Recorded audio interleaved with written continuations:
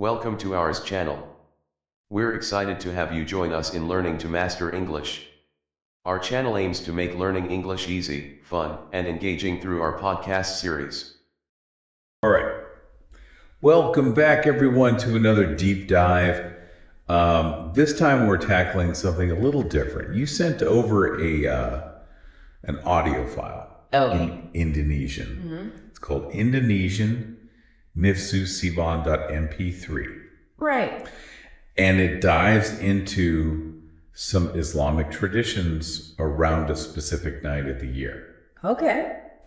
So, are you ready to explore the significance of Nisfu Syaban? Oh, absolutely. It's a fascinating topic. Yeah, I think so too. Full of,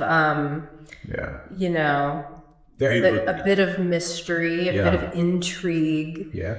And really a lot of spiritual weight. For sure. So let's just imagine like a night so powerful that it holds the potential for like immense forgiveness. Wow. And divine blessings. Okay. That's the night of Nisfu Syaban. Right. And that's what we're diving into today. Exactly. Trying to understand how some Muslims observe this special night. Yeah. Yeah. For sure. So first off, just like the basics, like where does this fall in the Islamic calendar? Well, it falls on the 15th night of Syaban. Yep. And Syaban is the 8th month in the Islamic lunar calendar. Okay. The term Nisfu actually means half in Arabic. Oh, so it's directly connected to like its place in the lunar calendar. Exactly, like right in the middle. Okay. Got it. So we're talking about like the halfway point of Syaban. But what makes this specific night so special? Well, for some Muslims, it's considered a night of immense spiritual significance. Okay. It's a time when Allah is believed to be particularly receptive to prayers and requests for forgiveness. Okay. Some even believe that their fate for the coming year is determined on this night. Wow. Okay. Yeah. So huge implications. Yeah. If that's what you believe. It can feel very significant. Yeah. I'm guessing though there are different schools of thought on that. Absolutely. Like especially that last part about your fate being determined. Yeah, not all Islamic scholars agree on that. That belief really comes from hadiths, which are sayings attributed to the Prophet Muhammad. Okay. And these specific hadiths are considered to have a weaker chain of narration. Okay.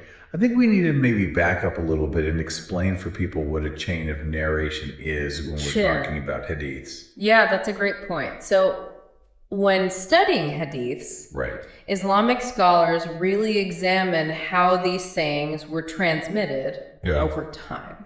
Okay. A strong chain means there's a clear and reliable record of who said what all the way back to the Prophet. A weaker chain might have gaps or uncertainties, making it, less reliable as a story. Most definitively linked to the Prophet. Yeah. Interesting. Okay, so even with these varying interpretations of like what the night actually means or what happens on this night, the core idea of like forgiveness and spiritual renewal seems pretty central, right? Absolutely, yeah. So how do people observe? Yeah, how is it actually? Nisfu Syaban. How is it observed? Yeah. Yeah, what are they doing? Well, many Muslims spend the night reciting the Quran, engaging in dhikr.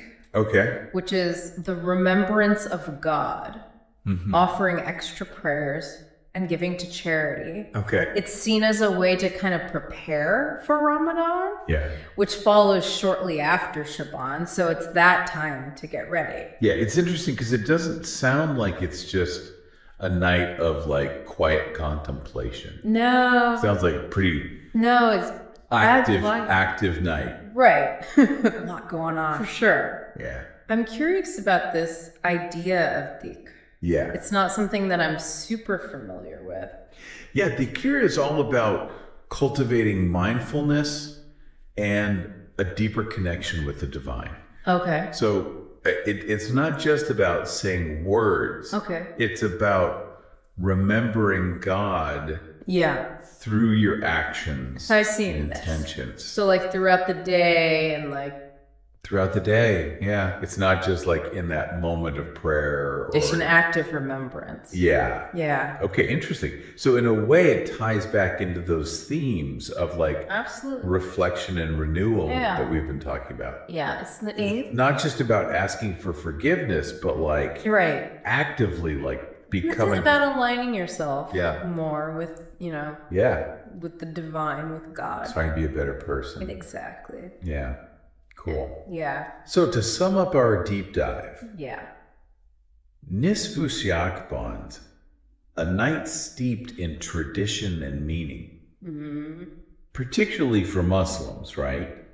Yes. It's a time for reflection, seeking forgiveness, and preparing for the spiritual challenges. For sure. And rewards ahead. Yeah. And of course, like we were talking about, there are different perspectives. Yes. On some of the finer details and practices. Yeah. Especially around the hadiths about this night. Exactly. Understanding those nuances is really crucial for appreciating the richness and complexity of this observance. Yeah. And I think for me, what's really striking is this idea of like a dedicated time for seeking forgiveness and renewal. Yeah. And it makes me think about like, no matter your background or your beliefs, everybody has this desire for a fresh start. Yeah. Everybody has those moments where they wish they could go back and do things differently. Absolutely. And having a time dedicated to that, I think, is really powerful. Yeah. I think that's a really beautiful way to put it. Yeah. It's about recognizing that we're all human. We all make mistakes. Yeah. And that there's always room for growth and change. And starting over. Exactly. Yeah. Cool.